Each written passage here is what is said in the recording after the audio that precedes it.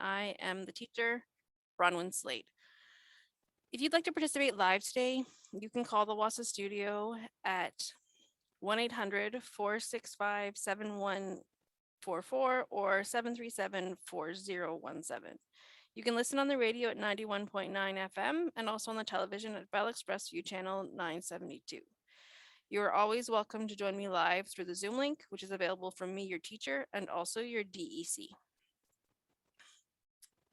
Our classes are scheduled on Monday through Thursday from 9 till 10 in the morning, and we are in our third week of our 9-week course. At this point, you should be starting to think about what work to submit for marking. So a reminder that the support questions, the ones with the pencil icon, are not for marking. These are practice problems, and you decide which ones and how many to do. If you're understanding a concept, feel free to skip problems. You don't need to do work just because it's there. You know yourself best. But if you need more practice, advocate for yourself and let me know, and I will send you more practice problems so that you can really understand the concept. The key questions, however, the ones with little key icon, are the ones to submit for grading. So please do all of these questions. I am marking all of these questions, so do them all so I can give you credit for all your work. Also show all of your work, your steps in your thinking. This way I can understand what you understand and what you don't understand. So it gives me more information and it means that I can help you and also give you part marks for the work that you are able to do. And if you're just making one small error, I can see that. Some of my students I will notice are making one small error in all their questions. So all of their answers are technically wrong.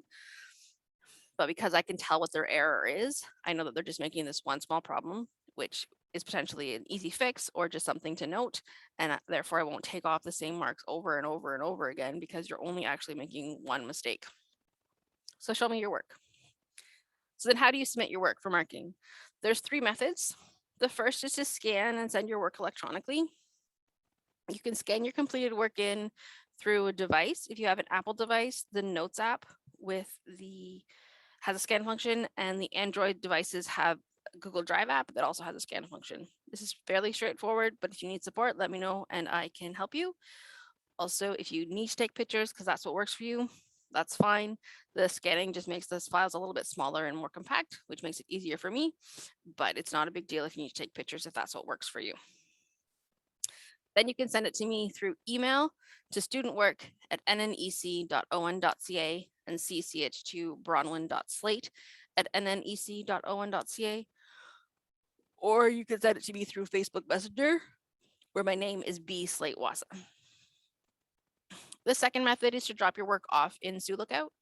We have an outdoor mailbox at our 74 Front Street location. We're the Bright Red building next to the post office, and we have a small white mailbox next to our side entrance. We're not yet open to the public, unfortunately, hopefully soon.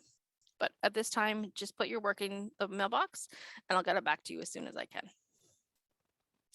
The third method is to hand your work into your DEC. Then your DEC can either send your work through the Express or fax it to 807-737-1732 or toll-free fax to 1-800-463-7852. All students are also welcome to send in their work by fax. If you have access to a fax machine, that's totally fine. If you'd like to connect with me through social media, it's a great way to access our resources. Both my YouTube and my Facebook are under the name B. Slate Wahsa. So if you friend me on Facebook or subscribe to my YouTube channel, you'll get notifications every time I upload one of our lessons. All of our radio Zoom classes are recorded and posted on YouTube in a playlist called MEL3E. So all of our lessons are there, so you can review them at a later date if need be. Also, there are short videos explaining common errors and confusing concepts that I've made. So if you're struggling with something, this might be a good place to go and check out. I might have answered your question and have worked through some problems that might help you. Math is a really visual subject, so I strongly encourage you to access the videos. If you can't join me live through Zoom and you're struggling to access the YouTube videos because you don't have reliable internet access or something like that, please let me know and I can send you a copy of the recordings so that you still have access to the full experience and set yourself up for the most success. If you have any questions or concerns, please reach out and contact me.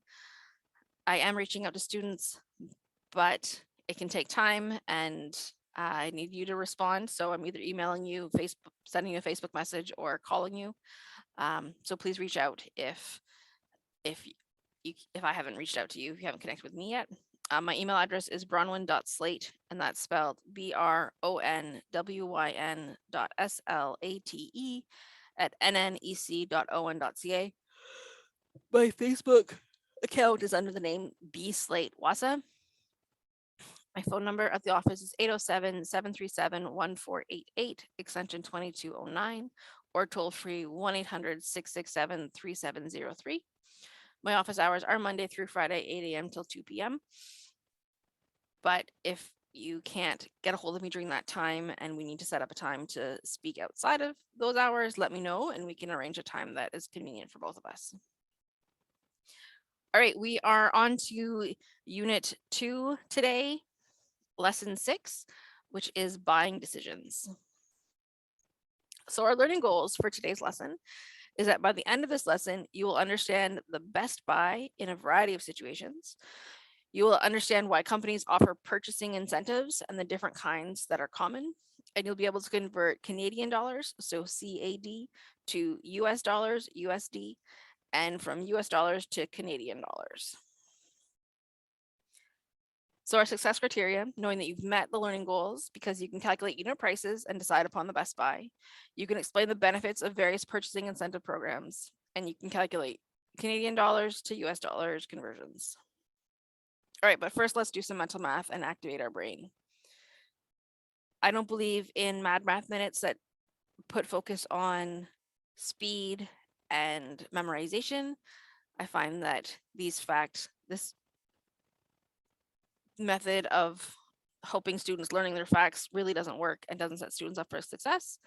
So instead of using that as a tool, we develop strategies that you can use in various situations that develop comfort and understanding with numbers.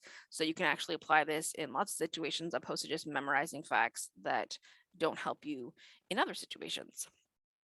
So our question today is 92 divided by 6, and we're going to be using the strategy of multiplying up. Division is something that many folks struggle with, and so it's great to have a couple of different tools instead of just hoping that you can understand the algorithm and just follow the steps and memorize the steps and hope for the best. So we're going to use multiplying up, which means we're going to be using our brains to think logically to get as close to do 92 divided into 6 groups. So what this means is that we're actually going to start with our divisor, the number that we are dividing by, and we're going to see how many groups of 6 fit into 92 as close as we can go. So I'm going to say, okay, well, I'm going to say it differently. I'm going to say, I know that 10 groups of 6 equals 60. So I know that at least 10 groups of 6 fits into 92 things. 92 things will fit. But I still need more. So I'm going to say, well, I can look and say, well, another 10 groups, another 60 things is going to be more than 92. But I can see that 5 groups of 6, so that is half of 10 groups. So half of 60 is 30, is also going to fit because now that added together is 90. So I can see now, can I fit any more groups if I have 90? I've organized 90 of my things and I only have 2 more things. Well, I can see that I can't get any more whole groups of 6. So that means that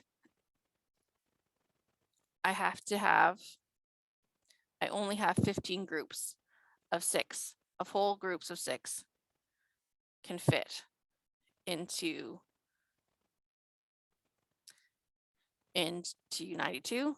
So 92 divided by 6 is going to be 15 with the remainder of 2. I have 2 left over that I can't deal with. And that's how we can use the idea of multiplying up. So I did 10 times 6 gave me 60. And then I did 5 times 6 gave me 30. And then I saw that that added up to 90. So that means that 15 groups times 6 equals 90. And that's how I was able to figure out that 92 divided by 6 is equal to 15 with a remainder of 2. All right, mine's on. What do we need to think about before we dive into today's new content? So we want to do a little bit of capacity and mass conversions. When we're doing Best Buy and looking at prices, things often are per unit of measurement. So per milliliters, liters, kilograms, grams, milligrams, things like that. So first looking at converting capacity units. So this is when you're talking about volume of liquids and solids, it's measured in capacity. And in the metric system, so we're going to be talking about in Canada, we use the metric system. So we're going to be talking about the liter unit, or L is our unit of measurement. So that 1 liter is our base, is our standard unit.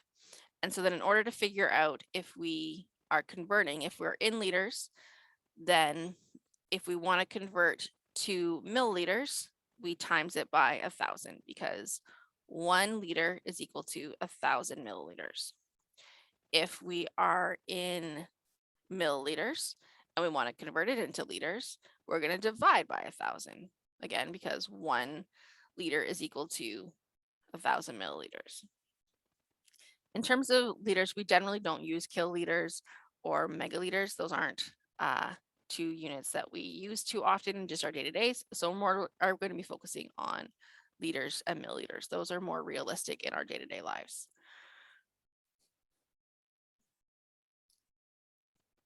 So in converting mass, so weight it's very similar to converting capacity. So again, grams is our standard unit. Our 1 gram is our 1 unit of measure.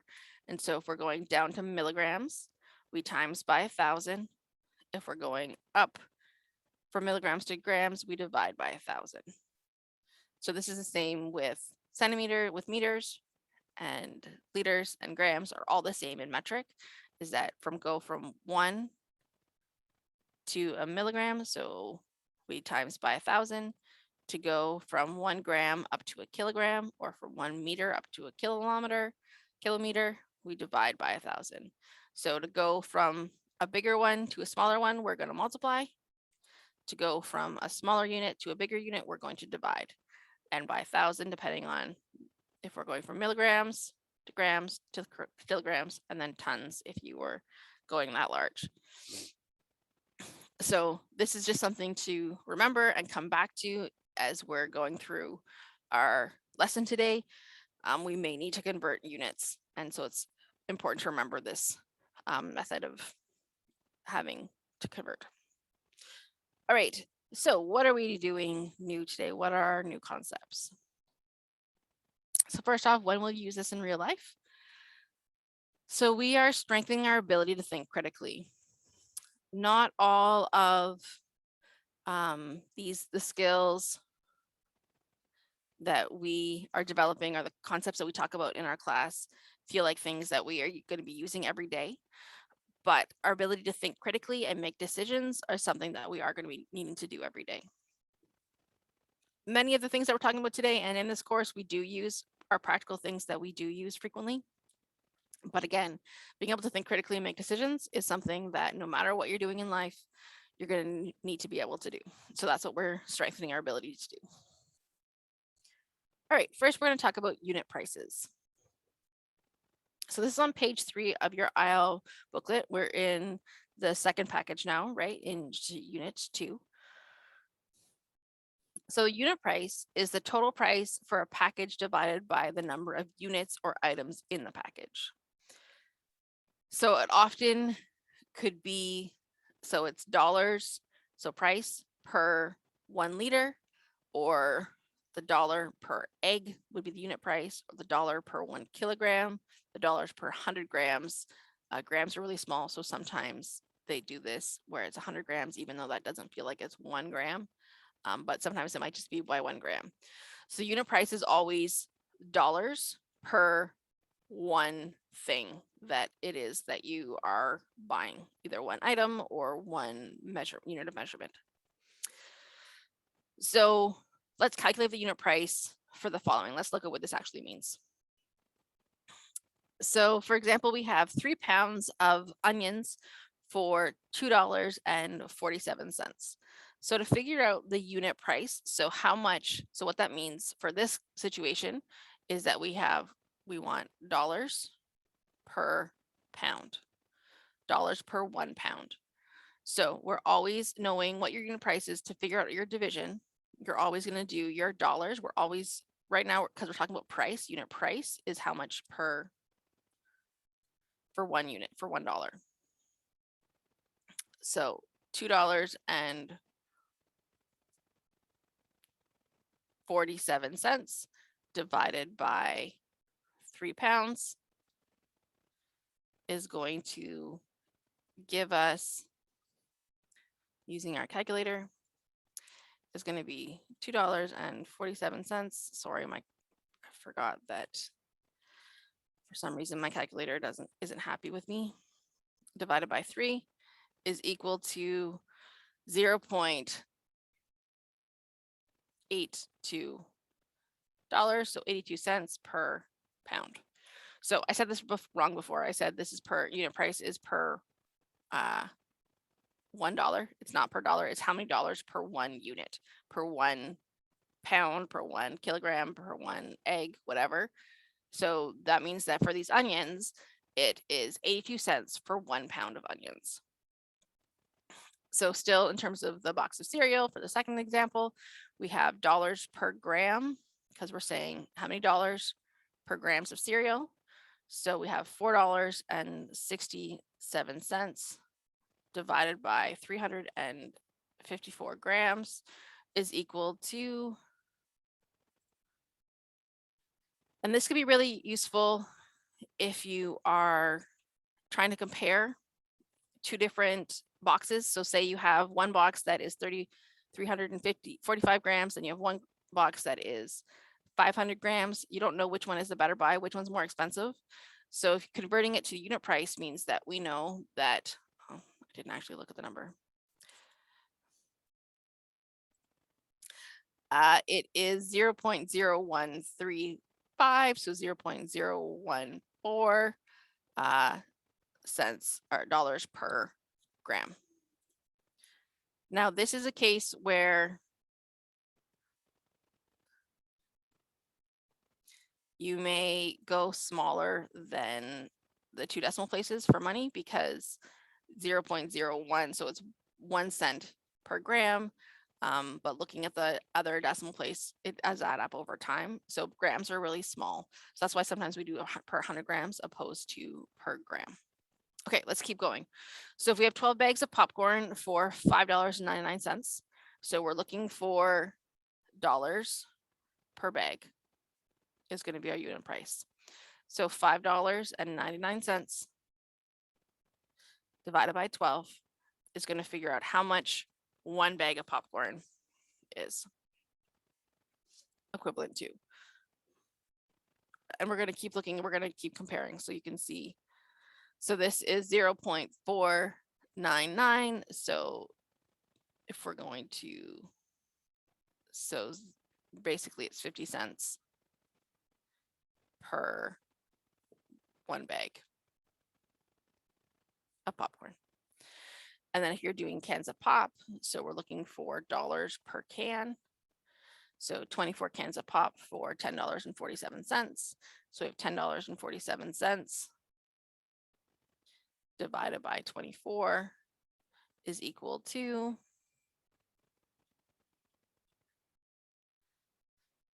44 cents per can.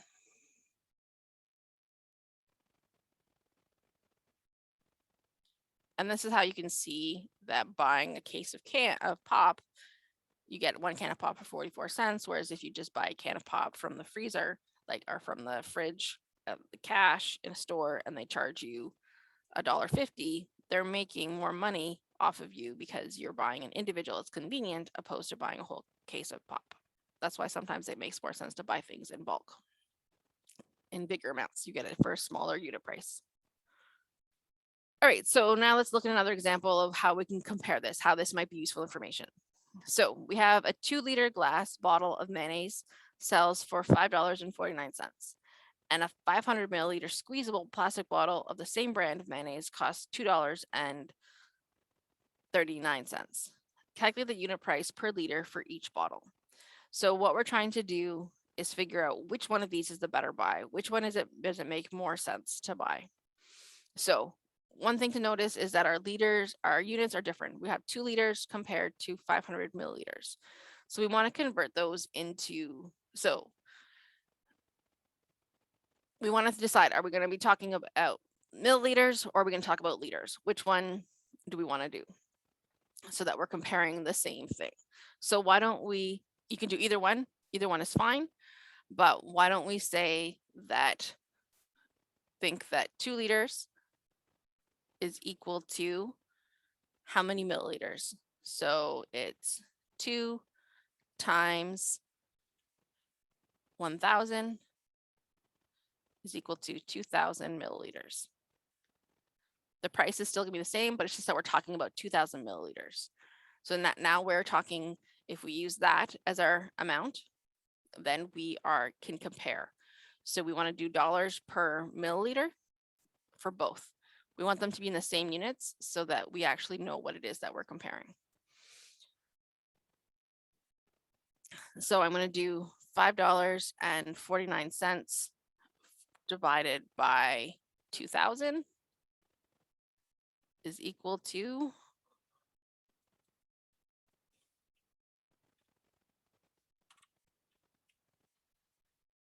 is equal to 0.002745. And I'm going to write out all of it just so that I can see, because this is a really small amount, so I can compare. So that's how much money it is per 1 milliliter if you buy the glass jar. If you buy the plastic bottle, the squeezable plastic bottle, that's cheaper, it's $2.39 divided by 500 milliliters is equal to 2.39 divided by 500 is equal to 0.00478.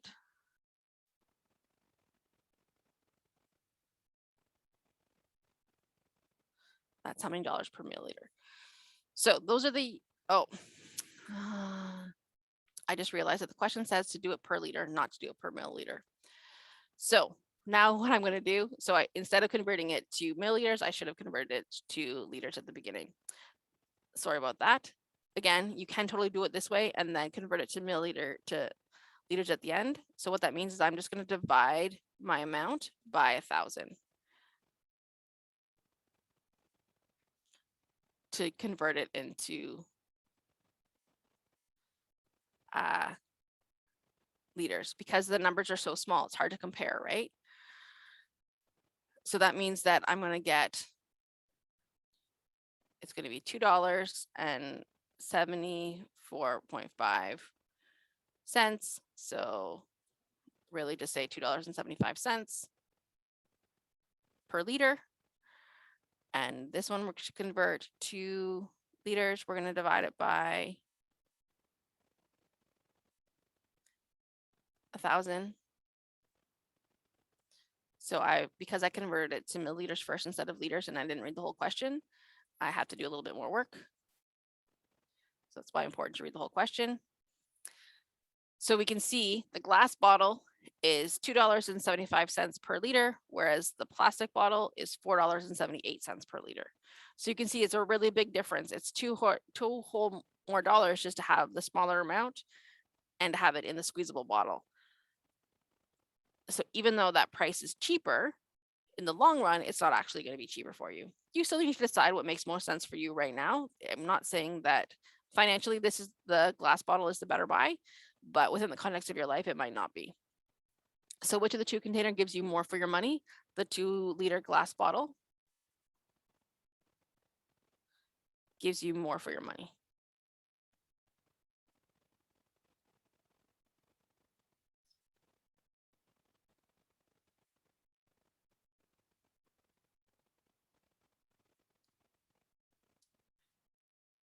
All right, moving on. So 2 types of cheese are on sale. Determine the unit price per 100 grams to find the best buy.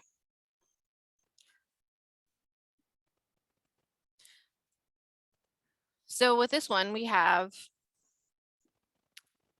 one type of cheese that is 400 grams for $4. So the first cheese is $4.99 per 400 grams. And the second cheese is $9.29 for 908 grams. So it seems like the second one, $9.29 is more expensive. It is, but you get more cheese. So it's like, which one is actually the better buy? Which one do you get more cheese for your money, opposed to, are you just getting more cheese or are you just spending more money? Thinking about it per unit price means that we're comparing it like it's the same. So we're going to do this per 100 grams, which means that we're going to divide it the same way that we were doing before. So $4.99 divided by 400. That would tell us what it is per 1 gram. So that is 0.012475.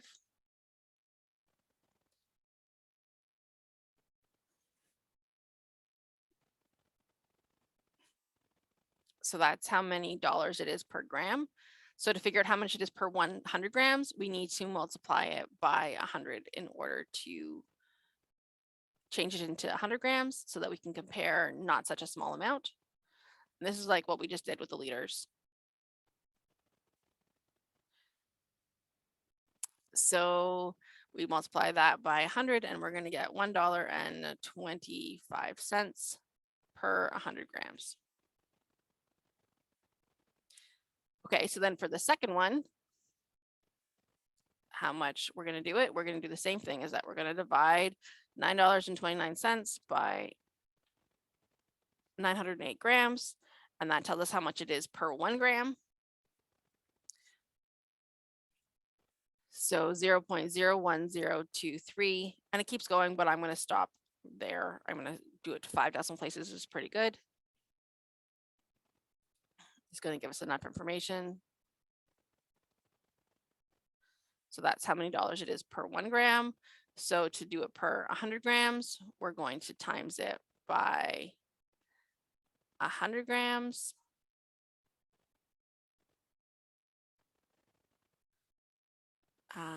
To change the units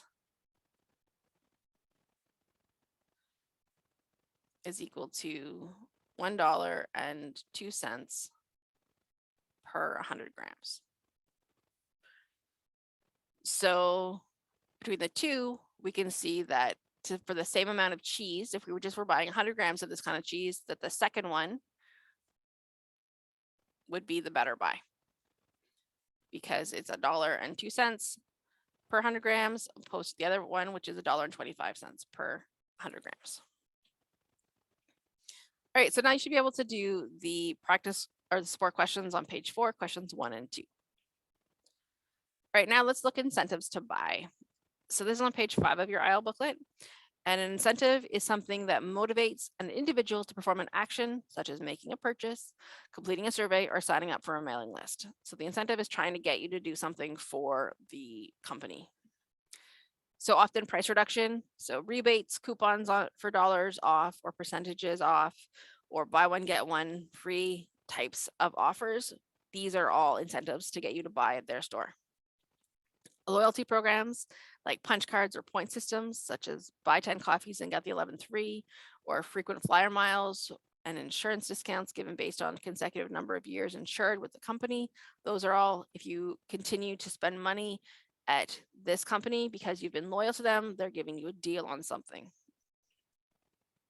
Free samples, the sample itself, such as diapers or baby formula, are mailed to expectant parents. This is an incentive. Gets you to want to buy those because you've experienced them. Bonus product with product trial. So if you test drive a motorcycle, then you get a pair of free sunglasses or something like that. If you try something out, then they're going to give you something. A bonus product with purchase. So if you buy $100 worth of cosmetics, then you get a free cosmetic carrying case. So again, if you spend a certain amount of money, they give you something for free. A free upgrade with purchase. So buy a car and get free floor mats. So again, if you get something improved about the thing that you're purchasing, if you buy it with them. Trade up programs. So bring in your infant car seat and get a discount on a toddler car seat. So returning something that you've used, returning it to the store, and then you get a discount on something that you're going to purchase from them as well. Same thing with like if you are turning in your phone or your computer or something and getting a rebate or exchanging it to in terms of that money coming off of your next purchase with them. Options at time of purchase. So you can buy an RV and get a choice of either a free generator or free extended warranty. So you get to choose free things when you buy with them, potentially. Sweepstakes and prizes. So complete our survey and be entered into our free draw. So for example, here at Wahsa, if you register with us in September and you hand in your first 2 lessons by I believe the middle or beginning of October, you'll get put into a draw to win an iPad. So we're giving you the incentive to get your register and get your work in, and then you can win a prize because you're starting your course and you're actually getting the ball rolling. Free information, give us your contact information to receive our free white paper or take a survey, and we'll send you the industry-wide results. This often happens online, is that if you give them your information, then they say they're going to give you something, often like blog posts and things like that. If you want a free newsletter of this thing, then give us your email and then we'll send you stuff. And then promotional items, stop by our trade show booth and we'll give you a free smartphone holder. Promotional items is often something that happens a lot in our communities. So here's an example of how that can work out. So Best Buy offers 500 points for every $50 spent at their store. How many points is Best Buy offering for every $1 spent at their store? If Andre buys a high definition Blu-ray player for $450, how many points will Best Buy give him? So this has two parts. So first we need to figure out the unit price for the points. So how many points per dollar is what it's asking. So points per $1. So that means that we have to do 500 points divided by $50 is equal to what? And I should be able to do that in my head, but I'm having a day. 10 points per $1. So for every $1 you spend at Best Buy, you get 10 points per $1. So for Andre,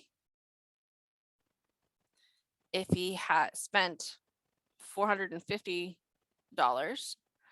that means how many points? So you can say, well, how you figure this out is you do $450 times 10 points. 10 points per $1.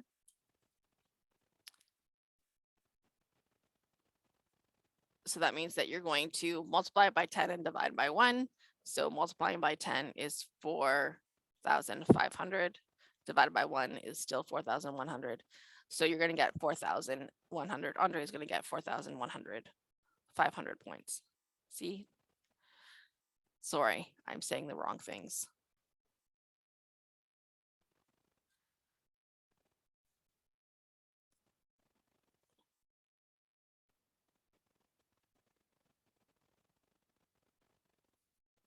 But that's how much points we get. That doesn't necessarily mean that he can spend 10 points for $1 does not mean that you get $1 for 10 points. So that is the trick with these sorts of incentive programs, is that you can have a whole bunch of points, but they might only be worth 10 cents. Who knows? So now you can do the support questions, page 5 to 6, questions 3 to 5. All right, and the last thing that we're looking at today is understanding currencies. So this is on page 7 of your IEL booklet. And first we need to answer the question, do all countries use the same currency? So currency means money.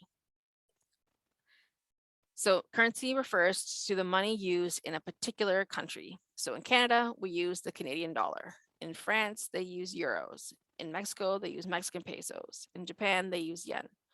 So depending on where you are, you might have different language, different words for money, the currency of that country.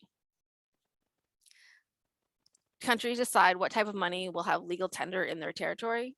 So for example, in 1999, France chose to replace francs with euros. So they used to have a different type of money, but then they changed it to euros, which means that when you're in France, you use euros, but then if you were to go to another country in Europe that also use euros, you don't need to change your money.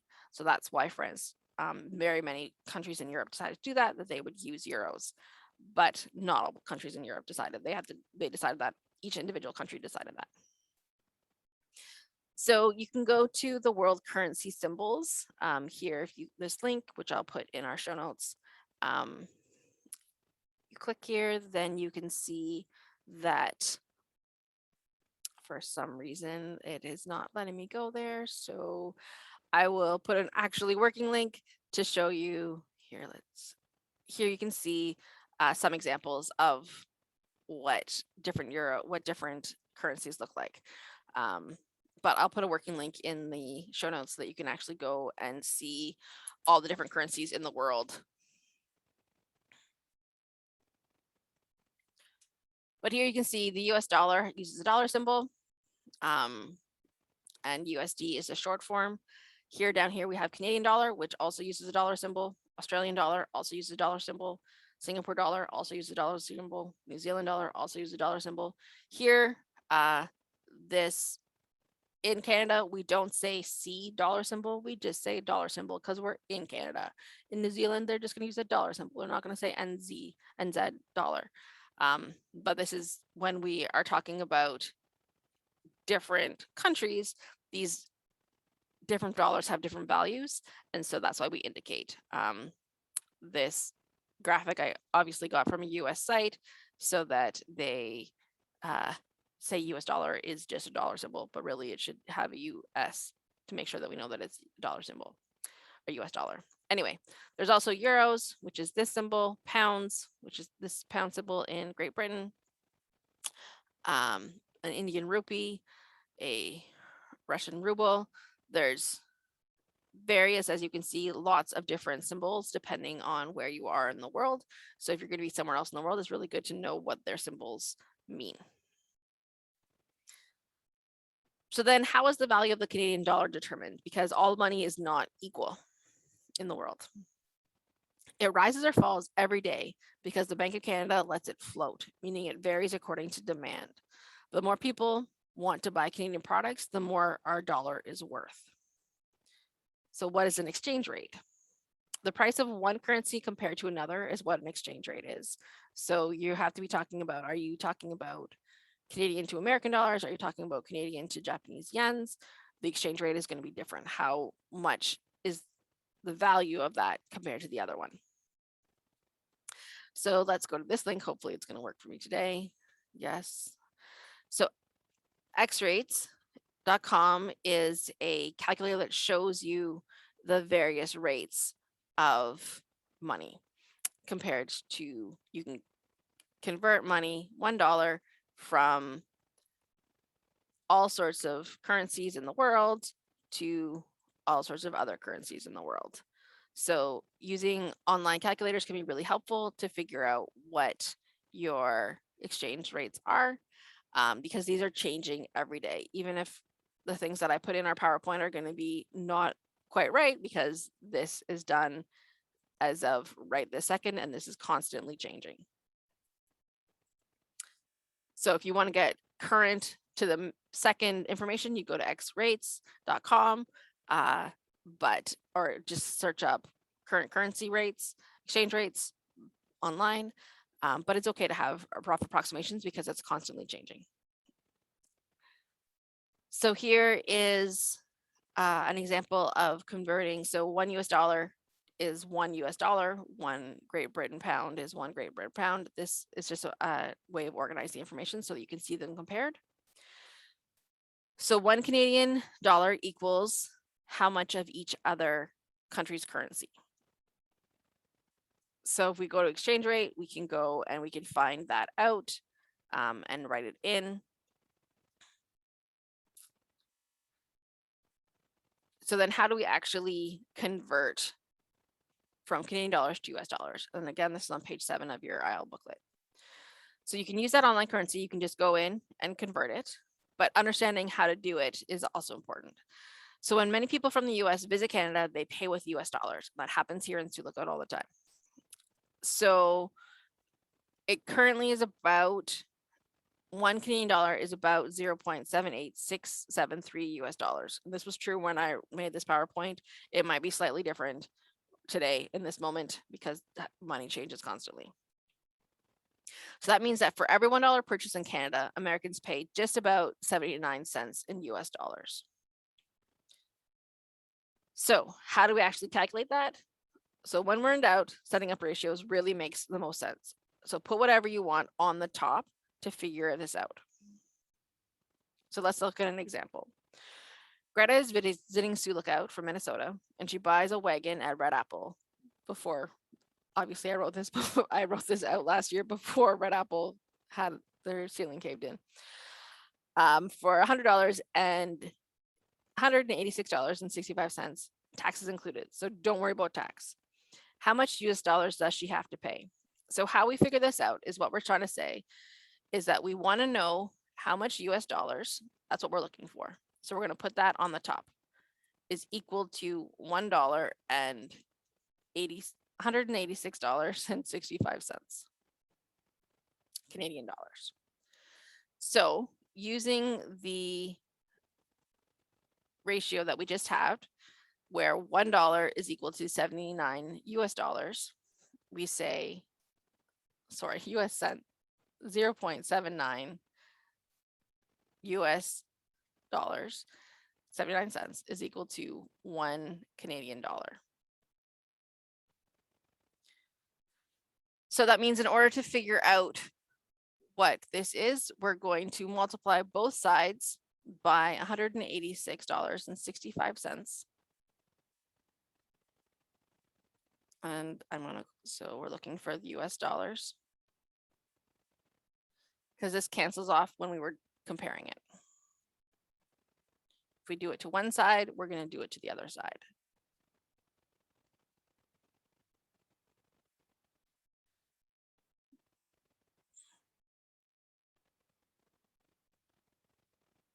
So that means that we're going to get US dollars, because these are going to cancel off. And so we're going to do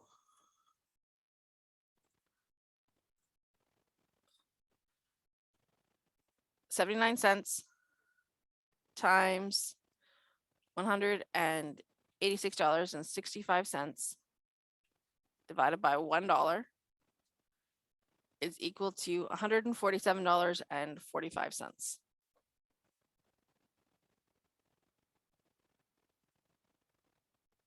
So Greta pays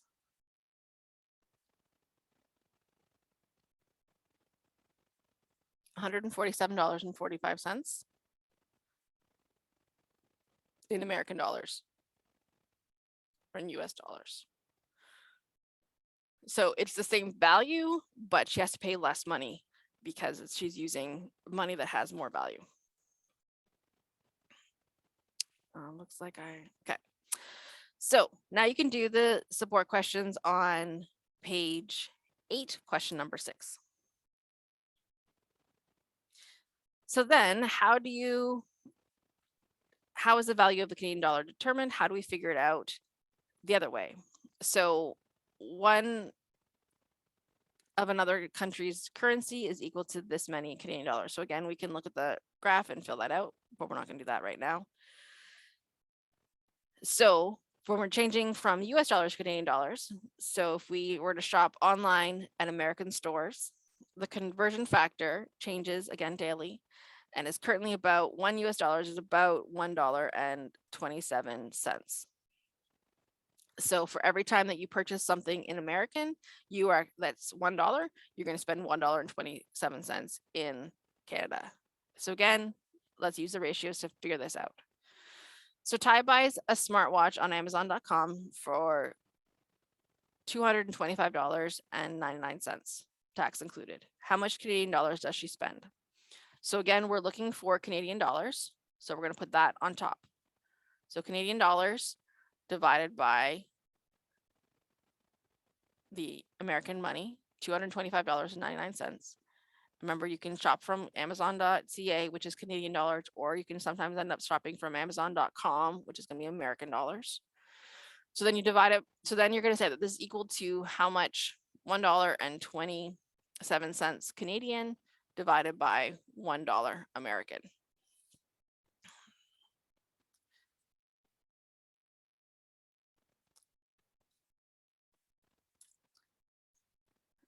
So how do we figure that out?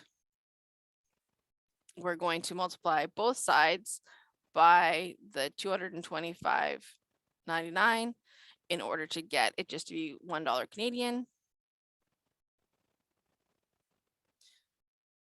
So that means that we're going to do $225.99 times $1.27, all divided by $1 for US, is going to figure us how many Canadian dollars we need.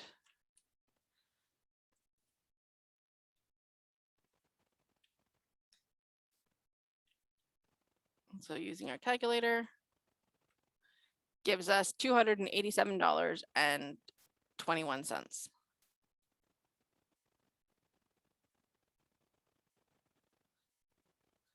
So that's how much Ty is going to have to spend in Canadian dollars.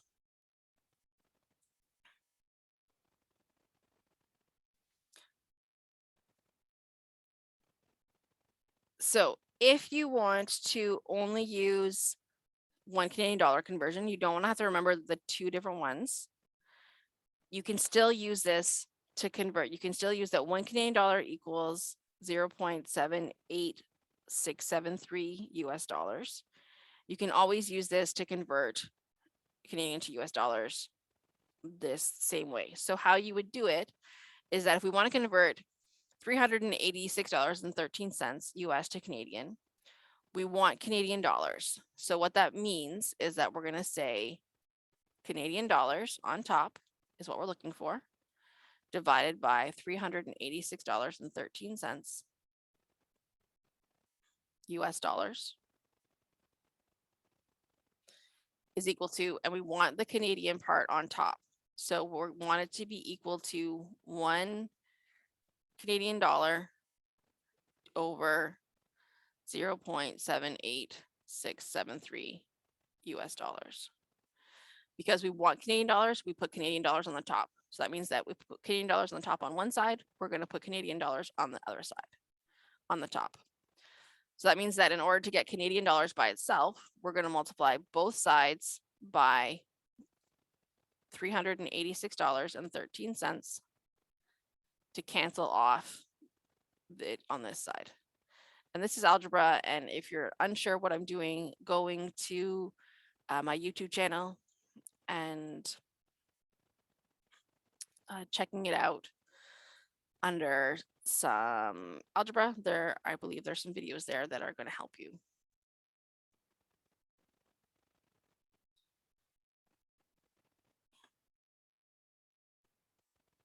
So that means that these cancel off. And so we're left with just Canadian dollars. And we need to calculate it over here. So we're going to do 1 divided by 0.78673 all times $386.13. And that is $490.80.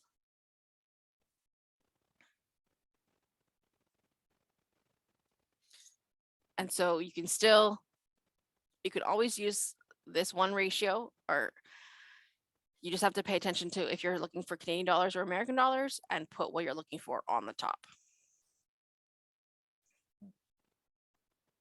So now you can do the practice problems on page 10, questions 7 through 8. All right, so let's consolidate what we've learned today. So our highlights from buying decisions, lesson 6, is that the unit price is often thought of as the best buy, and more is not always better. You need to decide what's right for your reality. But unit price is defined by dollars per pounds, or dollars per liter, or dollar per t-shirt. It's dollars per one thing. Then we talked about incentive programs and how they motivate individuals to buy something, but it's not always a better deal. So you need to, again, decide for yourself what actually makes sense. Do you really need another pair of sunglasses to buy a motorcycle? To buy a motorcycle, do you really need another pair of sunglasses? Do you really want the promotional items or to give away your email address? You decide for yourself. And then currency conversions, where Canadian dollar is equal to approximately 0.79 US dollars. Whatever it is in your booklet, because again, this changes constantly, this changes daily, and I'm not going to update it every single day in your booklet. That doesn't work. So use whatever the currency rate is that's in your booklet in order to do your calculations. That is completely fine. You do not need to do what is the most accurate, most up-to-date information. Just use what is in your booklet. So our success criteria are that you can calculate unit prices and decide upon the best buy. You can explain the benefits of various purchasing incentive programs, and you can calculate Canadian dollars to US dollar conversions. As always, if you have any questions, please reach out and contact me. I know that I was a little scrambly today, so some things that I said may not make sense. I may have made mistakes and not catch them. So please reach out if anything that I've said is confusing today. I apologize for that. You could also check my archived videos of last year's lessons for lesson 6, and possibly the way that I explained it last year might make more sense for you today. Sorry, my head's just a bit fuzzy and I'm not on the game today, on the ball. I don't even know. Anyway, you can call me to chat at 807-737-1488, extension 2209.